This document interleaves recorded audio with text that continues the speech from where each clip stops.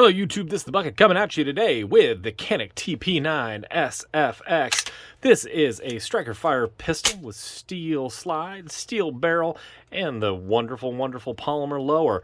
Let me give you a rundown on the specs on this particular firearm. The overall length of this firearm is going to be 8 inches, 8.27 inches from front to back.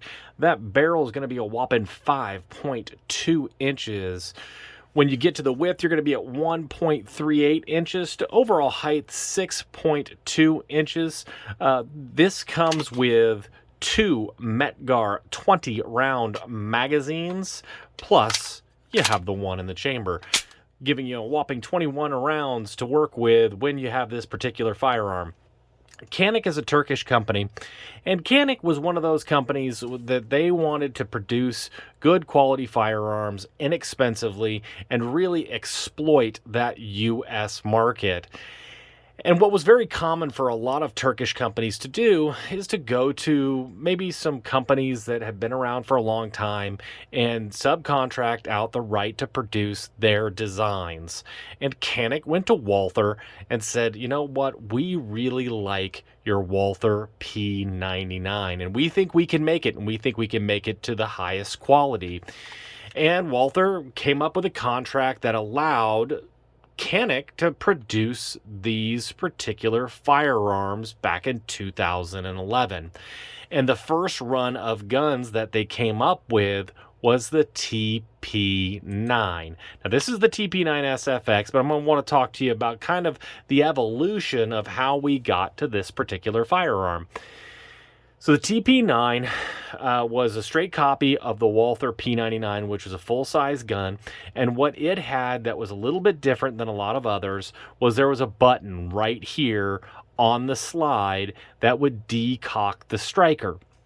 What a lot of people forget or don't know is that when you have a striker-fired pistol, the striker is halfway cocked, and you get maybe not the best trigger pull in compared to a single action, because part of what you're doing is completing the travel of the striker, and then the striker goes down. Now, 2011 was not that long ago, but a lot of people were still concerned with safety, because if you notice on this particular firearm, there is no safety except for this dingus trigger safety. Now, there's lots of safeties within the slide, but because they couldn't see it, a lot of people felt uncomfortable with it. So what the Walther did was had a button here, click it down, it would let that striker forward, and a lot of people felt more safe that way. The problem with it is that the trigger wasn't an actual double action trigger, so when you came out, you had to reset that striker to get it ready to shoot again. When they first came out with the TP9, it was their first attempt. Actually, Canik had a dolphin logo right here on the grip. There were a lot of people that complained that the grip texture wasn't aggressive enough, and people felt like they might not be able to really get the kind of purchase they want to get the kind of firing grip. So they went ahead and they came out with a TP9SA. It was a slightly longer frame, longer slide. That's when they added the dingus safety on the particular gun. Still retained the decocker though, and you could get it in black or FDE, or is what I like to call it, baby poop brown. And they sold really well. These guns were inexpensive firearms, and once YouTube started getting a hold of them, some of those YouTube gun channels started giving them a shot. People were like, hey, for this price point, you're getting a really good firearm. And these Caniks were coming out at a time where this striker fire revolution really was coming back into full swing, and companies like Glock were really, cleaning up the market with the striker fire design. After that, they went ahead and they came out with the TP9SF. And that was the design where they first got rid of the decocker, and you started seeing guns come with optic cuts in them, which was really starting to catch on, become a big deal. Then they came out with this one, the TP9sfx. Before I get into that, I will tell you that they ended up coming up with the TP9SF Elite series, which was kind of that full size, and then the Elite S, which was more of that Glock 19 size. But this particular firearm, the TP9sfx, was their attempt to get into the race gun market. They decided that they were going to offer you the most that you possibly could be offered in a more budget-friendly gun. So you have this huge sight radius, which is really going to help you become much, much more accurate. You've got a Picatinny rail, which allows you to mount lots of different things. You have the optic cut, which will allow you to hang red dots on it. Again, you get to those 20-round magazines opposed to the 18 in the TP9 series or the 15 in the Elite S series guns. The extra back straps, you have the striker indicator, which a lot of people like to use that when they're holstering their firearm.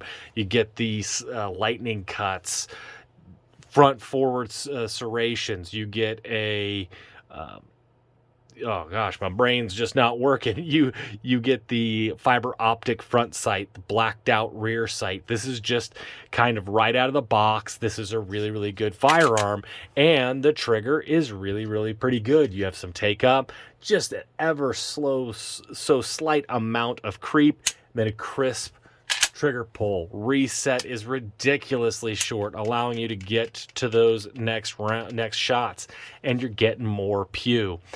And when I first got my first one of these, it was around $400 new in the box. And that's the next part I want to tell you about is this box. OM goodness. Here you are, you little Dickens. So this is the box. It's a nice clamshell case that you get with this box. Good quality.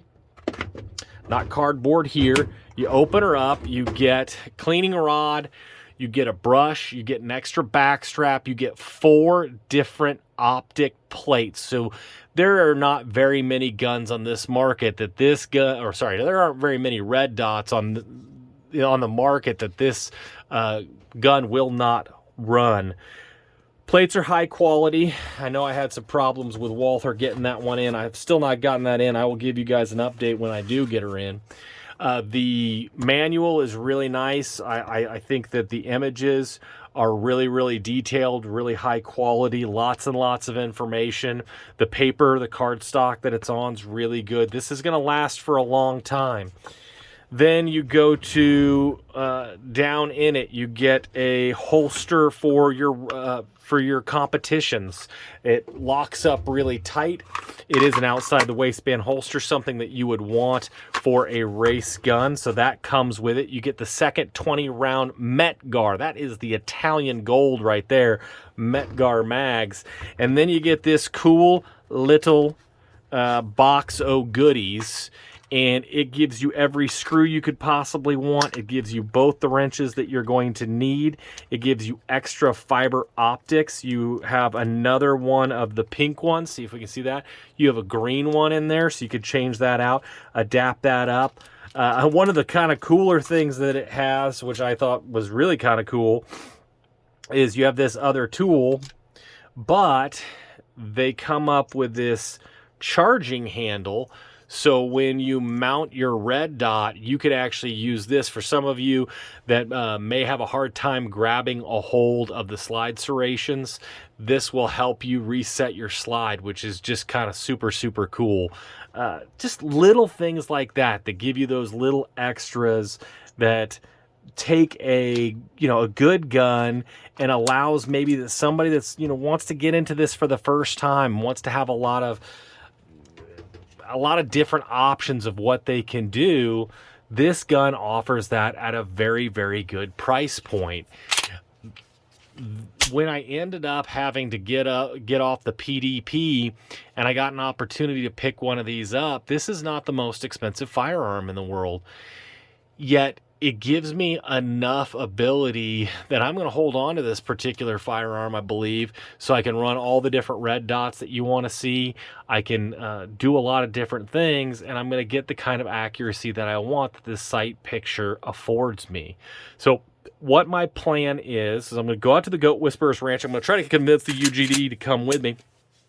We're going to go ahead and we're going to take this through its paces, shoot this puppy just exactly as you see it. Might put a little bit of oil on it, although it was pretty well lubed when I got it. And then we're going to come back. I'm going to tell you how it shoots. Then I'm going to show you how to mount that King Slayer Swamp Fox red dot. I'm going to show you how to mount that puppy on there. I will go ahead and use my bore sight to go ahead and get that sighted in. And then I'll take her back to the range. We'll do a range review on that Kingslayer. Put some notes in the comments below if there's something you want to see specifically with any of that information. And then I'll tell you about that as well. I am really, really excited about this being kind of my host gun. I think it's quality. I've had a lot of luck. I've actually owned one of these before, and I'm really excited to have this just kind of in the arsenal. So if you guys are like, hey, I want to see this red dot, I want to see that red dot, I can go ahead and give that a go, let you know how much gooder each and every one of those is. So I want to thank you guys for supporting the channel. It means the world to me. I also want to tell you thank you for all those likes and those comments.